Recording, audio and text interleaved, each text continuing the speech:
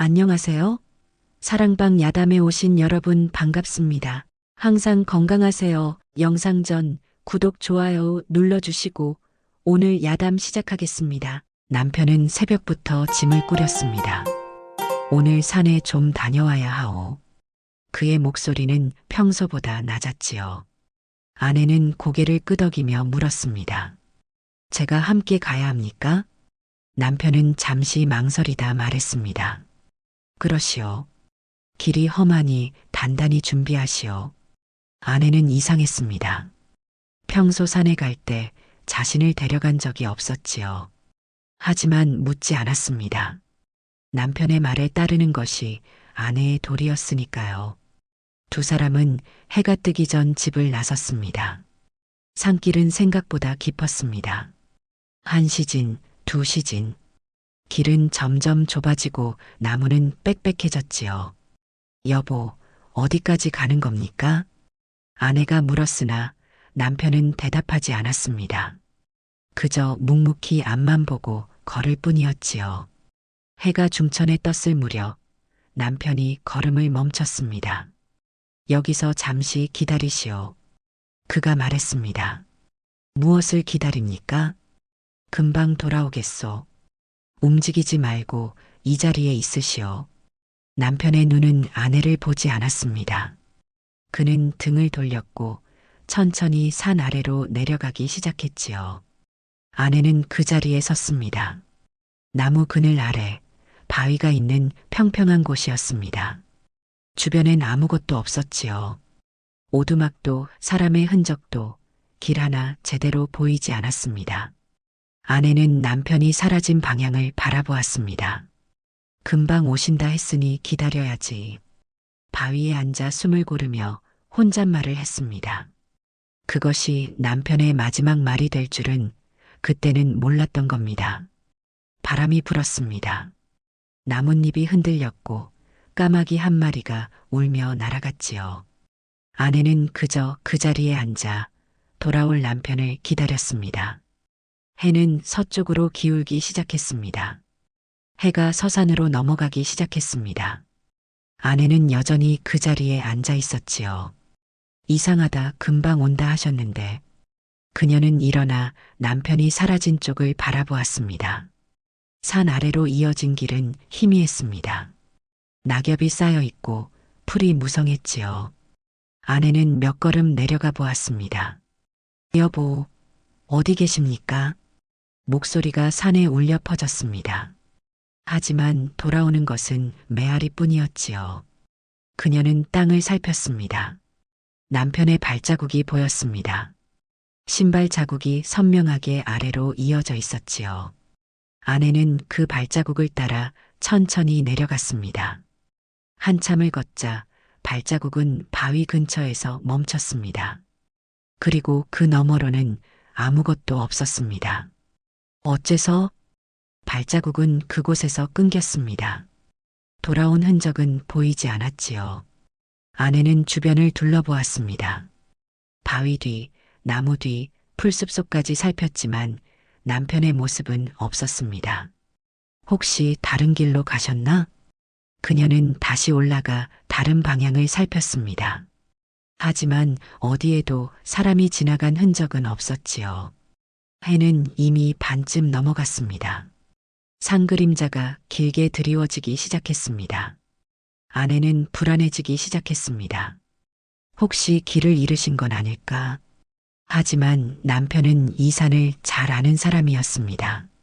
어릴 적부터 이 근처에서 자란 사람이었지요. 길을 잃을 리 없었습니다.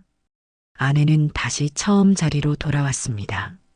여기서 기다리라 하셨으니 기다려야 한다. 스스로에게 말했습니다.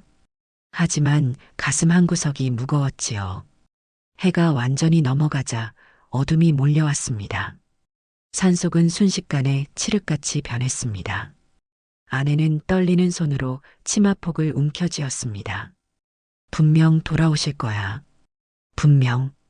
목소리엔 확신이 없었습니다. 바람이 세게 불었습니다. 나뭇가지가 부딪히는 소리가 으스스하게 들렸지요. 저 멀리서 짐승 울음소리가 들려왔습니다. 아내는 바위에 등을 기댄 채 무릎을 껴안았습니다. 추위가 스며들기 시작했습니다. 그리고 그 순간 깨달았습니다. 남편은 돌아오지 않을 것이라는 사실을 말이지요. 밤은 깊어만 갔습니다. 아내는 어둠 속에서 떨고 있었지요. 왜 돌아오지 않으시는 거지?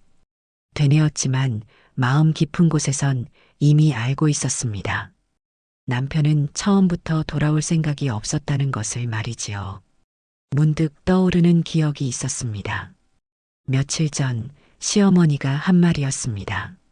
내가 있으니 집안이 망하는구나. 그때는 그저 구박인 줄만 알았습니다. 하지만 지금 생각해보니 달랐지요. 그것은 예고였던 겁니다. 아내는 이곳이 어디인지 다시 살폈습니다. 사방이 나무로 둘러싸인 깊은 산속이었습니다. 길다운 길은 보이지 않았지요. 일부러 이런 곳을 골랐구나. 입 밖으로 내어 말했습니다. 돌아갈 수 없는 곳, 사람이 찾을 수 없는 곳이었습니다. 남편은 이 산을 잘 알았습니다. 어디가 깊은지, 어디가 위험한지 모두 알고 있었지요. 그리고 그 지식을 아내를 버리는데 사용했던 겁니다. 아내는 무릎을 끌어안았습니다. 나는 버려진 거구나. 그 말을 입 밖으로 내자 눈물이 흘렀습니다. 억울함보다 허무함이 먼저 왔지요. 3년을 함께 산 남편이었습니다. 한 번도 때린 적 없고 욕한 적도 없는 사람이었습니다. 그래서 더 무서웠습니다. 이렇게 조용하게 말없이 버릴 수 있다는 게 말이지요. 바람이 또 불었습니다. 나뭇잎이 바스락거리며 떨어졌습니다. 아내는 고개를 들어 하늘을 보았습니다. 달도 별도 보이지 않았습니다. 구름이 온 하늘을 덮고 있었지요. 여기서 죽으라는 건가? 떨리는 목소리로 말했습니다. 굶어 죽거나 얼어 죽거나 짐승에게 물려 죽거나 어느 쪽이든 이 산을 벗어날 수 없다면 끝은 똑같았습니다. 아내는 눈을 감았습니다. 이렇게 끝나는 건가?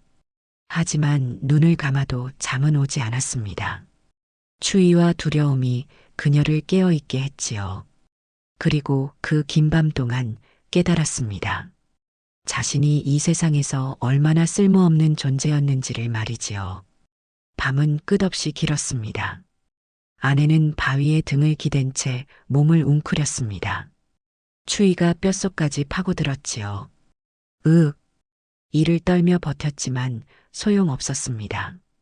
가을 산속의 밤 기운은 생각보다 매서웠습니다. 그때였습니다. 으르렁. 멀지 않은 곳에서 소리가 들렸습니다. 아내는 숨을 죽였습니다. 짐승 소리였습니다. 제발 제발. 속으로 빌었습니다. 하지만 소리는 점점 가까워졌지요. 바스락 바스락. 낙엽 밟는 소리가 들렸습니다. 아내는 눈을 크게 뜨고 어둠을 응시했습니다. 아무것도 보이지 않았습니다. 하지만 무언가가 있다는 걸 느낄 수 있었지요. 저리 가거라. 떨리는 목소리로 속삭였습니다. 그 순간 두 개의 빛이 어둠 속에서 빛났습니다. 짐승의 눈이었습니다. 아내는 비명을 삼켰습니다. 소리를 내면 더 위험할 것 같았지요. 그녀는 천천히 손을 뻗어 바닥에 돌을 집었습니다. 짐승은 천천히 다가왔습니다. 냄새를 맡는 소리가 들렸지요. 아내는 있는 힘껏 돌을 던졌습니다. 저리가. 돌은 빗나갔지만 짐승은 놀라 물러섰습니다. 으르렁거리는 소리가 한동안 이어지더니 결국 멀어져 갔습니다. 아내는 그제야 숨을 내쉬었습니다. 온몸이 식은땀으로 젖어 있었지요. 살았다. 하지만 안심할 수 없었습니다. 밤은 아직 깊었고 또 다른 짐승이 올 수도 있었습니다. 아내는 주변의 나뭇가지를 모았습니다. 불을 피울 수 있다면 좋겠지만 방법을 몰랐습니다. 대신 나뭇가지로 둘레를 만들어 자신을 둘러쌌지요. 이것밖에 할 수 없구나. 다시 몸을 웅크렸습니다. 배가 고팠습니다. 아침부터 아무것도 먹지 못했지요. 입안이 바짝 말랐고 목이 타들어갔습니다. 물이라도. 하지만 어둠 속에서 물을 찾을 순 없었습니다. 아내는 그저 버틸 수밖에 없었습니다. 시간이 얼마나 흘렀을까요? 희미하게 동쪽 하늘이 밝아오기 시작했습니다. 아내는 그제야 정신을 차렸습니다. 첫 번째 밤을 간신히 넘긴 것이었지요. 해가 떠올랐습니다. 아내는 온몸이 굳은 채 일어났습니다. 관절마다 통증이 느껴졌지요. 아, 신음이 절로 나왔습니다. 하지만 움직여야 했습니다. 가만히 있으면 얼어 죽을 것 같았지요. 아내는 천천히 주변을 둘러보았습니다. 낮에 보니 더 절망적이었습니다. 사방이 나무와 바위뿐이었습니다. 왜 날 버린 거지? 작게 입을 열었습니다. 그리고 하나하나 떠올리기 시작했습니다. 시집 온 지 3년이었습니다. 첫 해는 괜찮았습니다. 남편도 상냥했고 시댁도 그럭저럭 대해주었지요. 하지만 둘째 해부터 달라졌습니다. 아이가 생기지 않았던 겁니다. 시어머니의 눈빛이 차가워졌습니다. 아이도 못 낳으면서 밥은 축내는구나. 핀잔이 시작되었지요. 아내는 참았습니다. 더 잘하면 된다고 생각했습니다. 하지만 셋째 해 집안에 빚이 생겼습니다. 흉년이 들어 수확이 절반도 안 되었지요. 빌린 돈을 갚을 길이 없었습니다. 그때부터였습니다. 시아버지가 말했습니다. 차라리 입 하나를 덜어야 하지 않겠나? 시어머니가 맞장구 쳤습니다. 아이도 없는데 뭐하러 두나? 남편은 아무 말도 하지 않았습니다. 그저 고개를 숙이고 있을 뿐이었지요. 아내는 그때 알았어야 했습니다. 자신의 운명을 말이지요. 나는 짐이었구나. 쓰게 웃었습니다. 아이 못 낳는 여자, 빚진 집안의 식솔. 그녀는 살아있을 이유가 없었던 겁니다. 죽으면 식구 하나가 줄어들고 남편은 재혼할 수 있었습니다. 더 나은 집안의 여자와 말이지요. 그래서 이 산에 버린 거구나. 아내는 주저앉았습니다. 억울했지만 한편으론 이해가 되었습니다. 가난한 집안에서 쓸모없는 사람은 짐일 뿐이었지요. 하늘을 올려다보았습니다. 이렇게 죽으란 말인가. 바람이 불어왔습니다. 나뭇잎이 떨어지며 어깨에 내려앉았지요. 아내는 바위에 기댄 채 눈을 감았습니다. 그냥 이대로 죽는 게 나을까? 배는 고팠고 몸은 떨렸습니다. 하루만 더 굶으면 움직일 힘도 없을 것 같았지요. 그때 눈앞에 무언가가 보였습니다. 풀이었습니다. 잎사귀가 붉은 빛을 띤 풀이었지요. 저건 아내는 그 풀을 알고 있었습니다. 마을 사람들이 말하던 독초였습니다. 먹으면 고통 없이 죽을 수 있다고 했지요. 저걸 먹으면 천천히 손을 뻗었습니다. 손끝이 잎사귀에 닿았습니다. 차가운 감촉이 느껴졌지요. 이렇게 끝내면 편할까? 하지만 손이 떨렸습니다. 잎을 뜯으려 해도 힘이 들어가지 않았습니다. 왜 못 뜯는 거지? 스스로에게 물었습니다. 죽기로 마음먹었다면 그냥 뜯으면 되는 건데 말이지요. 그 순간 눈물이 흘렀습니다. 아직 죽고 싶지 않아. 손을 거두었습니다. 비록 버려졌어도 짐 취급을 받았어도 죽고 싶진 않았던 겁니다. 나는 살고 싶다. 목소리가 떨렸습니다. 하지만 그 어느 때보다 확실한 목소리였지요. 아내는 일어섰습니다. 다리가 후들거렸지만 버텼습니다. 살아야 한다. 어떻게든. 주변을 살폈습니다. 먹을 수 있는 것, 마실 수 있는 것을 찾아야 했습니다. 잠시 걷다 보니 개울 소리가 들렸습니다. 물이다. 소리가 나는 쪽으로 달려갔습니다. 작은 개울이 흐르고 있었지요. 그녀는 엎드려 물을 떠마셨습니다. 차갑고 깨끗한 물이었습니다. 살았다. 목을 축이자 정신이 돌아왔습니다. 아내는 개울가를 따라 걸었습니다. 그리고 나무 뿌리 옆에서 도토리를 발견했습니다. 이것도 먹을 수 있지. 도토리를 주워 치마폭에 담았습니다. 날 것으로는 떫었지만 굽는 것보단 나았지요. 아내는 처음으로 이를 악물었습니다. 죽지 않겠어. 절대로. 살고 싶다는 본능이 그녀를 일으켜 세운 것이었습니다. 아내는 개울을 따라 걸었습니다. 물이 있는 곳이라면 무언가 더 있을 거라 생각했지요. 한참을 걷자 바위 틈 사이로 무언가가 보였습니다. 저건 나무로 엮은 벽이었습니다.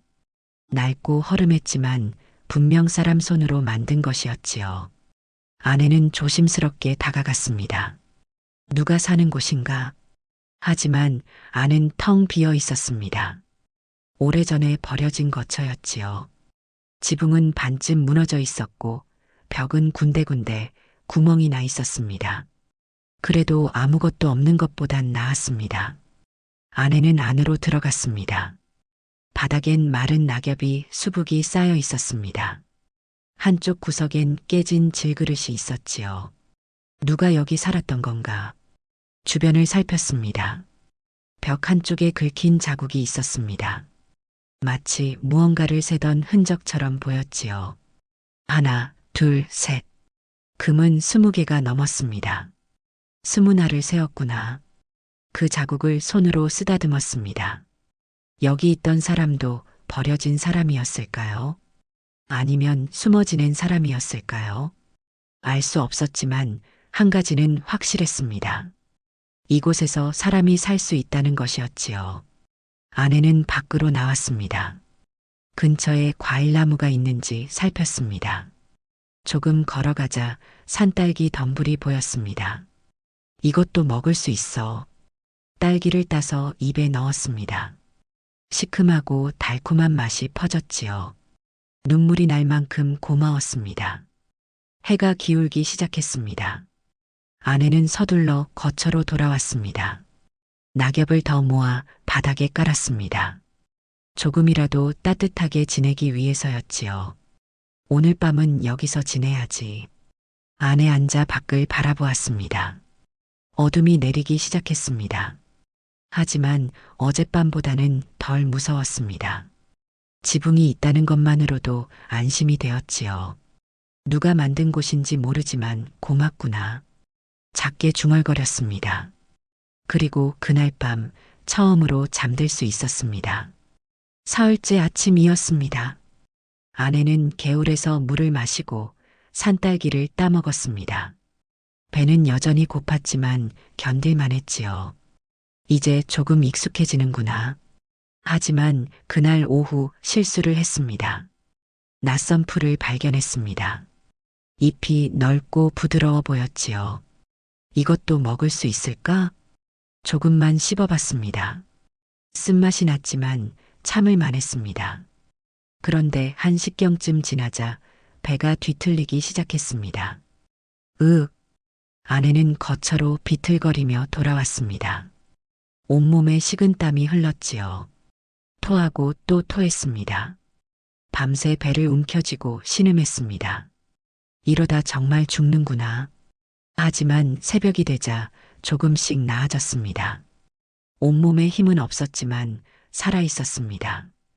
다시는 함부로 먹지 말아야지. 그날부터 더 조심스러워졌습니다. 풀 하나를 먹더라도 먼저 입술에 대보고 혀끝으로 맛을 보고 조금만 씹어봤지요. 도토리, 산딸기, 나물. 먹을 수 있는 것과 없는 것을 천천히 구분하기 시작했습니다.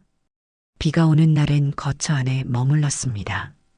지붕 구멍으로 빗물이 떨어졌습니다. 깨진 질그릇을 그 아래 놓아 물을 받았지요. 이렇게 하면 물을 모을 수 있구나. 비 온 뒤엔 버섯이 돋아났습니다. 하지만 함부로 먹을 순 없었습니다. 붉은 버섯은 안 돼. 마을에서 들은 이야기를 떠올리며 조심했습니다. 갈색 버섯만 조금씩 따서 먹었지요. 어느 날 아내는 나무 껍질을 벗기는 법을 알게 되었습니다. 속살을 씹으면 달콤한 진이 나왔습니다. 이것도 먹을 수 있어. 하루하루 살아가는 법을 익혀갔습니다. 저녁엔 나뭇가지를 모아 오두막 주변에 쌓았습니다. 짐승이 쉽게 다가오지 못하게 하기 위해서였지요. 열흘쯤 지났을 무렵 아내는 벽에 금을 그었습니다. 예전에 이곳에 살던 사람처럼 말이지요. 오늘로 열흘. 손가락으로 금을 세었습니다. 열흘을 살아남았습니다. 처음엔 불가능할 것 같았던 일이었지요.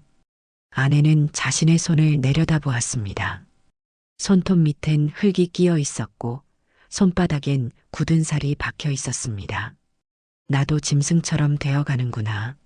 하지만 슬프지 않았습니다. 짐승처럼 살아도 사는 게 중요했지요. 죽지 않았어. 아직. 웃었습니다. 쓸쓸한 웃음이었지만 살아있다는 증거였습니다. 어느 날 아침이었습니다. 아내가 개울에서 물을 뜨고 있을 때였지요. 거기 누구요? 뒤에서 목소리가 들렸습니다.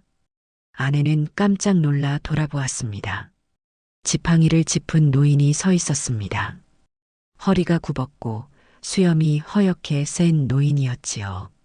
저는 아내는 말을 잇지 못했습니다. 너무 오래 사람을 보지 못해 목소리가 나오지 않았지요. 노인은 천천히 다가왔습니다. 오두막에 사는 여인이구려. 어떻게 하셨습니까? 연기가 나더군. 누가 또 들어왔나 싶었지. 노인은 아내를 위아래로 훑어보았습니다. 또 버려진 여인인가 보구려. 아내는 고개를 숙였습니다. 부끄러움이 밀려왔지요. 그러지 마시오. 부끄러운 건 당신이 아니야. 노인은 말했습니다. 여기 버려진 여인은 내가 처음이 아니야. 아내는 고개를 들었습니다. 처음이 아니라고요? 그래. 여럿 있었지. 노인은 지팡이로 땅을 짚으며 말했습니다. 병든 아내, 아이 못 낳은 아내, 늙은 아내. 이 산엔 그런 여인들이 버려져 왔어. 아내는 가슴이 먹먹해졌습니다. 자신만 이런 일을 당한 게 아니었던 겁니다. 그분들은 어떻게 되셨습니까? 노인은 한숨을 쉬었습니다. 대부분 죽었지. 굶거나 얼거나 짐승에게 물려서. 그럼 살아남은 사람은? 하나 둘 있었어. 하지만 산을 떠났지. 살 곳을 찾아서. 노인은 아내를 똑바로 보았습니다. 넌 어찌할 건가? 아내는 대답하지 못했습니다. 자신도 어떻게 해야 할지 몰랐지요. 천천히 생각해 보시게. 급할 건 없어. 노인은 돌아서며 말했습니다. 배고프면 내 거처로 오시게. 저 위쪽에 있어. 잠깐만요. 아내가 불렀지만 노인은 사라졌습니다. 마치 처음부터 없었던 사람처럼 말이지요. 며칠 뒤 아내는 노인의 오두막을 찾아갔습니다. 배가 고팠던 것도 있었지만 이야기가 듣고 싶었지요. 노인의 거처는 생각보다 깔끔했습니다. 돌로 쌓은 벽과 튼튼한 지붕이 있었습니다. 왔구려. 노인은 죽을 끓이고 있었습니다. 앉으시게. 같이 먹지. 아내는 조심스럽게 자리에 앉았습니다. 노인은 그릇에 죽을 담아 건넸지요. 드시게. 감사합니다. 아내는 죽을 받아 먹었습니다. 따뜻하고 구수한 맛이었습니다. 할아버지는 얼마나 여기 계셨습니까? 글쎄, 10년은 넘었을 게야. 10년이나요? 원래는 나도 마을 사람이었지. 하지만 자식들이 날 버렸어. 노인은 담담히 말했습니다. 늙어서 쓸모없다고 했지. 그래서 이 산에 왔어. 그럼 할아버지도. 그래, 나도 버려진 사람이야. 노인은 웃었습니다. 쓸쓸한 웃음이었지요. 그동안 여럿 봤어. 이 산에 버려진 여인들을 말이야. 어떤 분들이셨습니까? 첫 번째는 병든 여인이었지. 기침을 심하게 하던 사람이었어. 노인은 먼 곳을 바라보며 말했습니다. 겨울이 오기 전에 죽었지. 추위를 이기지 못했어. 두 번째는 젊은 여인이었어. 아이를 못 낳는다고 버려졌다더군. 그분은요? 한 달을 버티다가 산을 내려갔어. 다른 마을로 갔다고 들었지. 노인은 계속 이야기했습니다. 세 번째, 네 번째 여인들의 이야기를 말이지요. 모두 비슷한 이유로 버려졌고 모두 다른 결말을 맞았습니다. 그런데 할아버지는 왜 저를 살려두셨습니까? 아내가 물었습니다. 노인은 아내를 똑바로 보았습니다. 내 눈이 아직 죽지 않았기 때문이야. 제 눈이요? 그래. 죽고 싶어 하는 사람의 눈은 텅 비어 있어. 하지만 넌 달라. 노인은 말했습니다. 넌 살고 싶어 하는 눈을 가졌더군. 그래서 지켜본 거야. 아내는 가슴이 뜨거워졌습니다. 그럼 저를 도와주시겠습니까? 도움이라니. 난 그저 죽 한 그릇 줄 뿐이야. 노인은 웃었습니다. 나머지는 내가 알아서 해야지. 아내는 노인을 자주 찾아갔습니다. 노인은 산에서 살아가는 법을 알려주었지요. 이 나무 열매는 삶아야 먹을 수 있어. 이 풀은 상처에 바르면 낫지. 겨울이 오기 전에 나무 열매를 말려두어야 해. 하나하나가 살아남는 지혜였습니다. 아내는 그것들을 모두 마음에 새겼지요. 어느 날 아내가 물었습니다. 할아버지는 왜 산에서 사십니까? 마을로 돌아가실 수도 있지 않습니까? 노인은 고개를 저었습니다. 돌아가서 뭐하나? 날 버린 자식들 얼굴 보게. 하지만 여기가 편해. 아무도 날 쓸모없다 하지 않거든. 노인은 웃었습니다. 산은 정직해. 노력한 만큼 살 수 있고 게으르면 죽지. 아내는 고개를 끄덕였습니다. 산은 사람을 속이지 않았습니다. 잔인하지만 공평했지요. 할아버지, 저도 여기 계속 살 수 있을까요? 노인은 한참 아내를 바라보았습니다. 그건 내 선택이야. 하지만 한 가지는 확실해. 무엇입니까? 넌 이미 살아남았어. 한 달을 버텼으니까. 노인은 말했습니다. 대부분은 열흘도 못 버티지. 하지만 넌 해냈어. 그게 대단한 건가요? 물론이지. 살아남았다는 게 가장 대단한 거야. 아내는 자신의 손을 내려다보았습니다. 거칠어진 손, 굳은 살 박힌 손이었습니다. 전 그저 죽고 싶지 않았을 뿐인데요. 그게 바로 이유야. 노인이 말했습니다. 살고 싶다는 마음, 그게 널 살린 거야. 아내는 눈시울이 뜨거워졌습니다. 한 달 전 이 산에 버려졌을 때를 떠올렸습니다. 죽으라고 버려진 자신이 지금 여기 살아 있었습니다. 누군가는 쓸모없다 했지만 산은 그녀를 받아들였습니다. 노력하면 살 수 있고 포기하면 죽는 곳. 그것이 공평하다고 느껴졌습니다. 눈물이 흘렀습니다. 억울해서도 슬퍼서도 아니었습니다. 살아있다는 게 감사해서였지요. 할아버지, 감사합니다. 고마워할 건 없어. 넌 내 힘으로 산 거야. 노인은 일어섰습니다.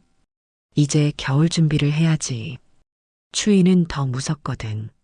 아내는 고개를 끄덕였습니다. 이제 알았습니다. 살아남은 이유는 누군가의 도움이 아니라 자신의 의지였다는 것을 말이지요. 가을이 깊어졌습니다. 나뭇잎이 붉게 물들고 바람은 차가워졌지요. 아내는 겨울을 준비했습니다. 도토리를 모으고 나무 열매를 말리고 오두막의 틈을 메웠습니다. 노인이 가르쳐준 대로였지요. 어느 날 노인이 물었습니다. 내 이름이 뭔가? 아내는 멈칫했습니다. 이름을 말하려다가 입이 떨어지지 않았지요. 그 이름은 이제 쓰고 싶지 않습니다. 왜? 그 이름은 버려진 여자의 이름이니까요. 아내는 대답했습니다. 노인은 고개를 끄덕였습니다. 그렇다면 새 이름을 지으시게. 새 이름이요? 그래. 여긴 새로운 곳이야. 새로운 사람으로 살면 되지. 아내는 잠시 생각했습니다. 어떤 이름이 좋을까요? 솔? 그녀가 말했습니다. 솔이라 부르겠습니다. 솔, 소나무처럼 꿋꿋하게 살고 싶어서요. 노인은 웃었습니다. 좋은 이름이군. 솔. 그날부터 아내는 솔이 되었습니다. 과거의 이름은 산 아래 마을에 두고 왔습니다. 이제 그녀는 산속의 솔이었지요. 어느 날 솔은 벽에 자신의 이름을 새겼습니다. 나뭇가지로 조심스럽게 글자를 파냈습니다. 솔. 그 글자를 보니 마음이 편안해졌습니다. 이제 누구의 아내도 누구의 며느리도 아니었습니다. 그저 솔이었지요. 밤이 되어 거처에 누웠을 때 솔은 생각했습니다. 나는 다시 태어났구나. 버려진 것이 끝이 아니었습니다. 새로운 시작이었던 겁니다. 솔은 눈을 감았습니다. 내일은 또 무엇을 해야 할지 생각하며 말이지요. 산은 여전히 차가웠지만 더 이상 무섭지 않았습니다. 이곳이 이제 그녀의 집이었으니까요. 첫눈이 내렸습니다. 솔은 오두막 앞에 서서 하얀 눈을 바라보았습니다. 산은 온통 하얗게 변했지요.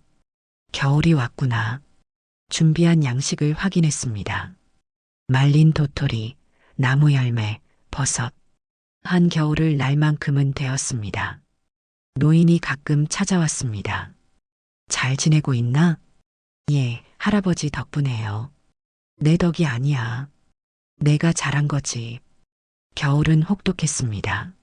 눈보라가 사흘 밤낮 몰아쳤습니다. 솔은 오두막 안에서 떨며 버텼지요. 나흘째 되던 날 늑대 울음소리가 들렸습니다. 오두막 문을 긁는 소리가 났습니다. 솔은 나뭇가지로 만든 창을 움켜쥐고 문 앞을 지켰습니다. 물러서라.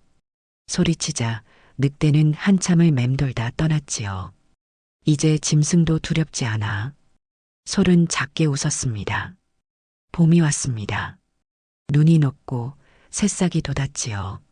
솔은 거쳐 밖으로 나와 깊이 숨을 들이마셨습니다. 살았구나. 첫 겨울을 넘긴 것이었습니다. 노인이 씨앗 몇 개를 건넸습니다. 심어보게. 무와 배추 씨앗이야. 솔은 바위를 치우고 땅을 팠습니다. 손에 물집이 잡히고 터졌습니다. 하지만 멈추지 않았지요. 사흘 만에 작은 밭이 생겼습니다. 여름이 왔습니다. 해가 길어지고 더위가 찾아왔습니다. 솔은 개울에서 물고기를 잡는 법을 익혔습니다. 처음엔 30번을 놓쳤습니다. 하지만 40번째 드디어 잡아 올렸지요. 할아버지, 잡았어요.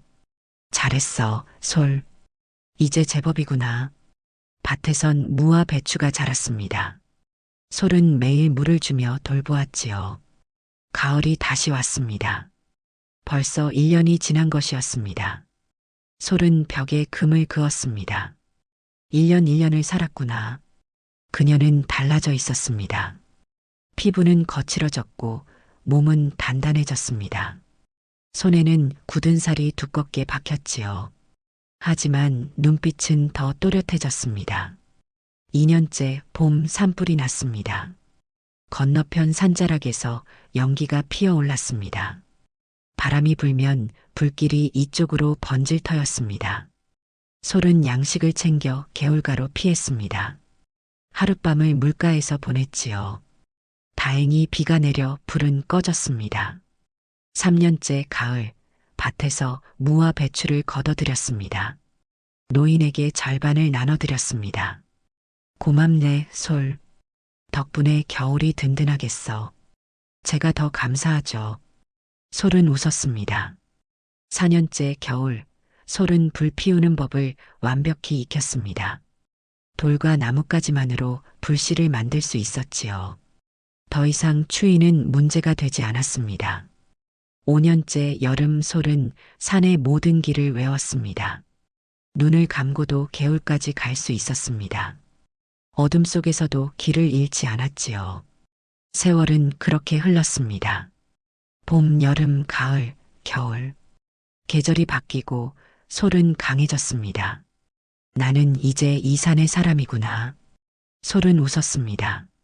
산 아래 마을에선 소문이 돌기 시작했습니다. 저 산에 귀신이 산다더라. 무슨 귀신? 여자 귀신이래. 밤에 돌아다닌다던데. 나무꾼 하나가 말했습니다. 제가 봤습니다. 긴 머리에 누런 옷 입은 여자가 산속을 걷더군요. 정말인가? 예, 분명히 봤습니다. 사람이 아니었어요. 소문은 점점 커졌습니다. 밤에 산에 가면 여자 소리가 들린대. 혼자 말하는 소리가 무섭더라. 사실 그건 소리였습니다. 혼잣말을 하며 산을 돌아다녔던 것이지요. 하지만 마을 사람들은 귀신이라 믿었습니다. 저 산엔 가지 마라. 귀신한테 홀린다. 밤엔 특히 조심해야 해. 사람들은 그 산을 피하기 시작했습니다. 나무를 하러 가던 사람들도 다른 산으로 갔지요. 사냥꾼들도 그 산은 들어가지 않았습니다. 솔은 그 사실을 몰랐습니다. 그저 평소처럼 산에서 살아갈 뿐이었지요. 어느 날 노인이 말했습니다. 마을에서 소문이 났더군. 무슨 소문입니까? 내가 귀신이래. 솔은 웃었습니다. 귀신이라니요. 사람들이 널 봤나 보구나. 조심하게. 알겠습니다. 하지만 솔은 크게 개의치 않았습니다. 사람들이 무서워한다면 오히려 좋은 일이었지요. 아무도 이 산에 오지 않을 테니까요. 이제 정말 내 산이 되었네요. 작게 말했습니다. 사람들이 두려워하는 산, 귀신이 산다는 산. 하지만 솔에겐 집이었습니다. 마을 사람들은 계속 소문을 퍼뜨렸습니다. 저 산엔 버려진 여자들의 혼이 떠돈다더라. 밤에 울음소리가 들린대. 절대 가지 마라. 그렇게 산은 금기의 장소가 되었습니다. 아무도 들어오지 않는 곳이 된 것이지요. 솔은 더 자유로워졌습니다. 5년이 흘렀습니다. 솔은 이제 완전히 산의 사람이 되었습니다. 어느 가을날이었습니다. 솔이 개울에서 물을 뜨고 있을 때 낯선 소리가 들렸습니다. 사람의 발소리였습니다. 누가 왔나? 솔은 재빨리 몸을 숨겼습니다. 오랜만에 듣는 사람의 발소리였지요. 나무 뒤에서 살펴보니 남자가 보였습니다. 비틀거리며 걷는 남자였습니다. 옷은 누더기가 되어 있었고 얼굴은 수척했지요. 솔은 숨을 죽였습니다. 그 남자를 알아봤습니다. 자신을 이 산에 버린 남편이었지요. 설마. 가슴이 뛰었습니다. 5년 전이었다면 울었을 겁니다. 하지만 지금은 달랐습니다. 솔은 차분히 그를 관찰했습니다. 남편은 개울가에 주저앉았습니다. 물을 떠 마시더니 헛기침을 했지요. 물물이라도 있어서 다행이야. 그의 목소리는 쇠약했습니다. 솔은 그를 지켜보았습니다. 5년 전 그녀를 버리고 떠났던 남자가 이제 초라한 모습으로 돌아온 것이지요. 왜 여기 온 거지? 남편은 주변을 두리번거렸습니다. 이 근처에 노인이 산다고 했는데 혼잣말을 했습니다. 재산이 있다던데 찾아야 해. 솔은 귀를 기울였습니다. 빚쟁이들이 쫓아오고 있어. 돈을 구하지 못하면. 남편은 한숨을 쉬었습니다. 솔은 모든 걸 이해했습니다. 남편은 몰락한 것이었습니다. 그리고 헛소문을 듣고 이 산에 온 것이지요. 어리석은 사람. 솔은 작게 웃었습니다. 이 남자는 여전히 자신만 생각하는 사람이었습니다. 남편은 일어나 산속으로 걸어 들어갔습니다. 솔은 그림자처럼 뒤를 따랐습니다. 발소리를 죽이고 나무 뒤에 숨으며 말이지요. 남편은 길을 잃은 듯 헤매었습니다. 어디에 있는 거야? 그는 지쳐 보였습니다. 솔은 계속 지켜보았습니다. 말을 걸어야 할까요? 말아야 할까요? 그녀는 아직 결정하지 못했습니다. 해가 지기 시작했습니다. 남편은 여전히 산속을 헤매고 있었지요. 그는 바위에 앉아 숨을 골랐습니다. 젠장기를 잃었나? 투덜거렸습니다. 솔은 나무 뒤에서 듣고 있었습니다. 남편은 품속에서 무언가를 꺼냈습니다. 낡은 종이였습니다. 분명 이 산에 부자 노인이 산다고 했는데 종이를 펼쳐보며 말했습니다. 금은보화를 숨겨뒀다더니 어디 있는 거야? 솔은 고개를 저었습니다. 노인에겐 그런 재산이 없었습니다. 그저 산에서 조촐히 사는 사람일 뿐이었지요. 재혼도 실패했어. 집도 빼앗겼고 남편이 혼잣말을 계속했습니다. 어머니도 돌아가셨어. 아무도 날 도와주지 않아. 그의 목소리엔 원망이 담겨 있었습니다. 다 그 여자 때문이야. 아이도 못 낳는 주제에. 솔은 이를 악물었습니다. 여전히 자신을 탓하고 있었던 겁니다. 그 여자만 없었어도 재혼을 더 일찍 했을 텐데. 남편은 한숨을 쉬었습니다. 그래도 이젠 상관없어. 돈만 구하면 돼. 그는 일어섰습니다. 노인을 찾아야 해. 반드시. 솔은 차가운 눈으로 그를 바라보았습니다. 이 남자는 변하지 않았습니다. 5년 전에도 지금도 자신만 생각하는 사람이었지요. 솔은 계속 뒤를 따랐습니다. 남편은 산 깊숙이 들어갔습니다. 점점 위험한 곳으로 가고 있었지요. 이쪽인가? 그가 가파른 길을 올라갔습니다. 발이 미끄러졌지만 계속 올라갔습니다. 솔은 멈춰 섰습니다. 저 앞은 낭떠러지였습니다. 멈춰야 하는데. 하지만 그녀는 말하지 않았습니다. 남편은 계속 올라갔습니다. 탐욕이 그를 눈멀게 한 것이지요. 노인의 거처가 이 위에 있을 거야. 남편이 말했습니다. 솔은 그 자리에 서 있었습니다. 말리지도 돕지도 않았습니다. 그저 지켜볼 뿐이었지요. 밤이 되었습니다. 남편은 결국 노인의 오두막을 찾아냈습니다. 불빛이 새어나오고 있었지요. 저기다. 그가 다가갔습니다. 노인은 거처 앞에 앉아 있었습니다. 누구요? 노인이 물었습니다. 저는 지나가는 사람입니다. 남편이 대답했습니다. 하룻밤 묵어갈 수 있을까요? 노인은 남편을 살폈습니다. 들어오시게. 남편은 안으로 들어갔습니다. 따뜻한 불이 타고 있었지요. 감사합니다. 남편은 불가에 앉았습니다. 노인은 죽을 내주었습니다. 드시게. 고맙습니다. 남편은 죽을 받아 먹었습니다. 그 순간 밖에서 인기척이 났습니다. 문이 열리며 솔이 들어왔습니다. 할아버지, 물을 떠왔습니다. 그녀가 말했습니다. 남편은 고개를 들었습니다. 솔과 눈이 마주쳤지요. 솔은 그 자리에 멈춰 섰습니다. 5년 만에 보는 남편의 얼굴이었습니다. 수염은 덥수룩했고 눈가엔 주름이 깊었습니다. 옷은 기름때로 검게 변해 있었지요. 옛날 그 남편이 아니었습니다.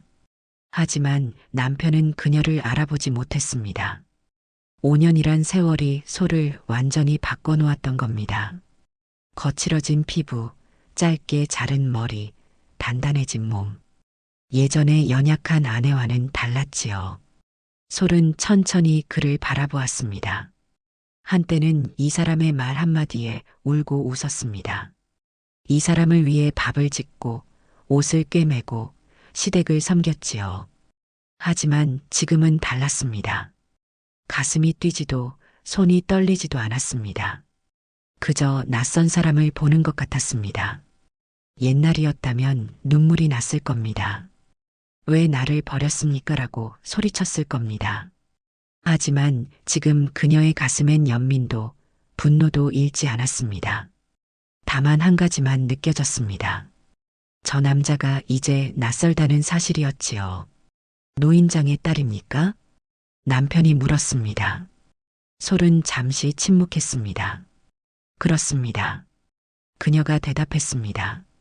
노인은 솔을 바라보았습니다. 눈빛으로 무언가를 묻고 있었지요. 솔은 고개를 저었습니다. 말하지 말라는 뜻이었습니다. 손님께 죽을 더 드리겠습니다. 솔이 말했습니다. 그녀는 남편 앞에 앉아 죽을 떠주었습니다. 손은 떨리지 않았습니다. 마음은 얼음처럼 차가웠지요. 고맙소. 남편이 말했습니다. 산에 웬일이십니까? 소리 물었습니다. 노인을 찾아왔습니다. 들리는 소문이 있어서요. 무슨 소문입니까? 재산을 숨겨두셨다는. 남편이 말하다가 멈췄습니다. 너무 직접적이었다는 걸 깨달은 것이지요. 솔은 웃었습니다. 그런 건 없습니다. 없다니요? 저희는 가난합니다. 그냥 산에서 살 뿐입니다. 남편의 얼굴이 굳었습니다. 그럼 소문이 거짓이란 말이요? 그런 것 같습니다. 솔은 담담히 대답했습니다. 남편은 절망한 표정이 되었지요. 그럼 그는 고개를 떨구었습니다. 솔은 그를 내려다보았습니다. 5년 전 자신을 버린 남자가 이제 그녀 앞에서 무너지고 있었습니다. 밤이 깊었습니다. 노인은 먼저 잠자리에 들었습니다. 남편은 불가에 앉아 멍하니 불을 바라보았지요. 솔은 그의 맞은편에 앉았습니다. 손님, 괜찮으십니까? 그녀가 물었습니다. 남편은 고개를 들었습니다. 괜찮을 리가 없지. 쓰게 웃었습니다. 모든 게 끝났소. 돈도 없고 집도 없고. 그럼 어찌하실 겁니까? 모르겠소. 이제 죽는 수밖에. 솔은 그를 조용히 바라보았습니다. 말해야 할까요? 말지 말아야 할까요? 나는 5년 전에 사람을 버렸소. 남편이 갑자기 말했습니다. 아내를 버렸지. 이 산에. 솔은 숨을 멈췄습니다. 왜 버리셨습니까? 쓸모가 없었으니까. 아이도 못 낳고 집안만 망하게 했지. 남편은 한숨을 쉬었습니다. 하지만 그게 다 소용없더군. 아내를 버리고 재혼했지만 그것도 실패했소. 후회하십니까? 솔이 물었습니다. 남편은 한참 생각했습니다. 모르겠소. 후회인지 그냥 억울한 건지. 그 아내는 어떻게 됐을 거라 생각하십니까? 죽었겠지. 이 산에서 살 수 있는 사람은 없으니까. 남편은 무심히 대답했습니다. 솔은 웃음이 나왔습니다. 자신이 죽었다고 생각하는 남편 앞에 자신이 앉아 있는 게 우스웠지요. 혹시 살아있다면요? 그럴 리 없소. 그 여자는 약했으니까. 남편은 고개를 저었습니다. 솔은 진실을 말하지 않기로 했습니다. 이 남자는 알 자격이 없었습니다. 자신이 얼마나 강해졌는지, 얼마나 살아남기 위해 싸웠는지 말이지요. 손님, 피곤하시겠습니다. 주무시지요. 고맙소. 남편은 구석에 누웠습니다. 솔은 밖으로 나갔습니다. 노인이 문 앞에 서 있었습니다. 말하지 않았구나. 예. 왜? 말해봐야 소용없으니까요. 솔은 하늘을 올려다보았습니다. 저 사람은 변하지 않았어요. 여전히 자기만 생각하죠. 그럼 어찌할 거냐? 내일 산을 안내해 주겠습니다. 솔이 말했습니다. 길을 알려주겠어요.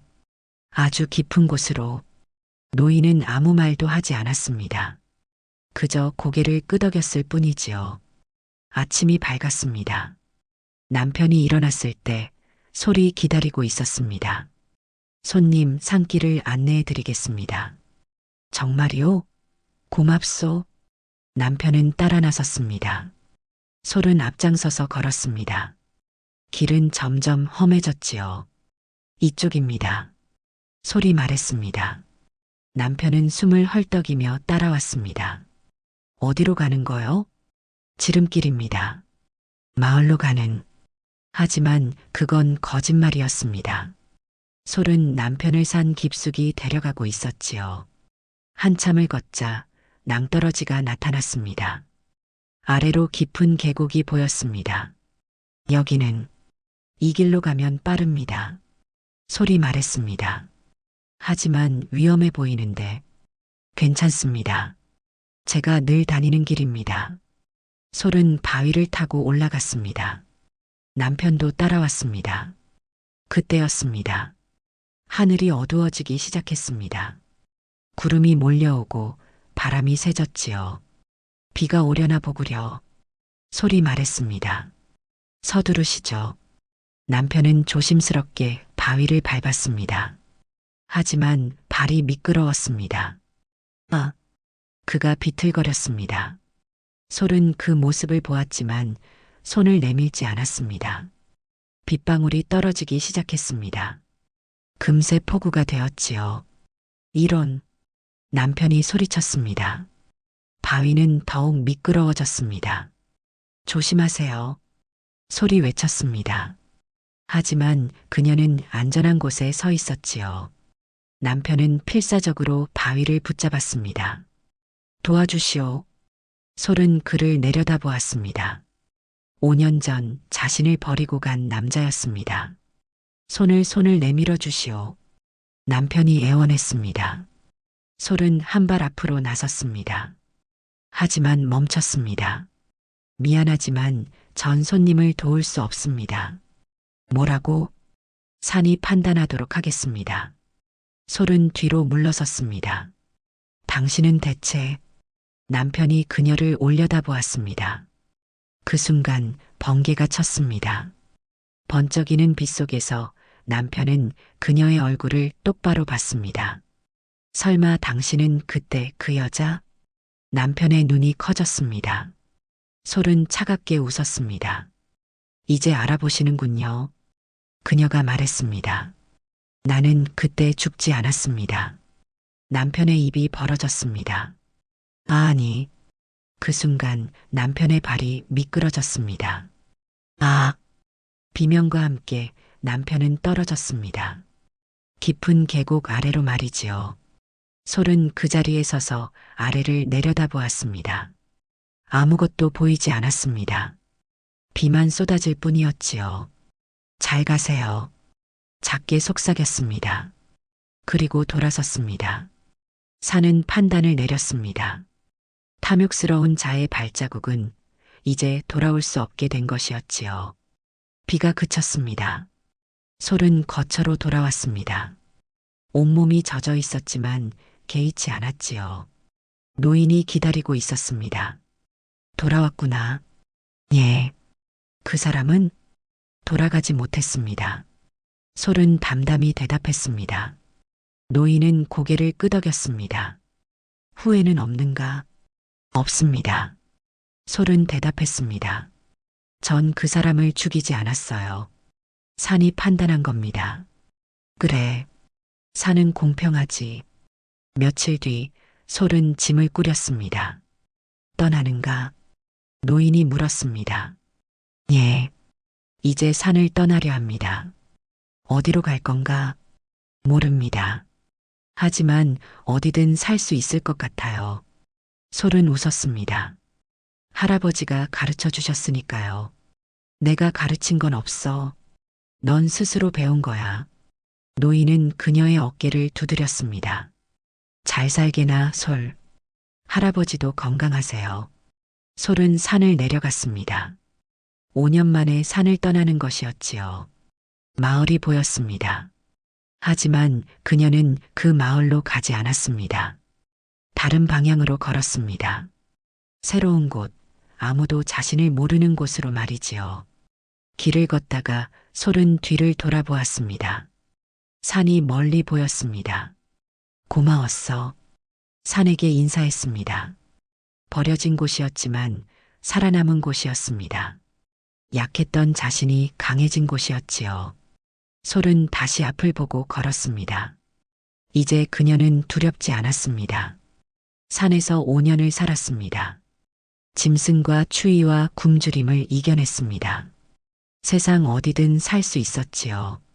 나는 살아남았어. 입 밖으로 말했습니다. 버려졌지만 죽지 않았습니다. 살아남았고 강해졌습니다.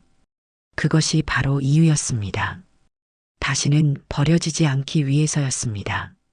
다시는 약한 사람이 되지 않기 위해서였습니다. 솔은 햇빛을 받으며 걸었습니다. 앞길은 멀고 험했지만 두렵지 않았습니다.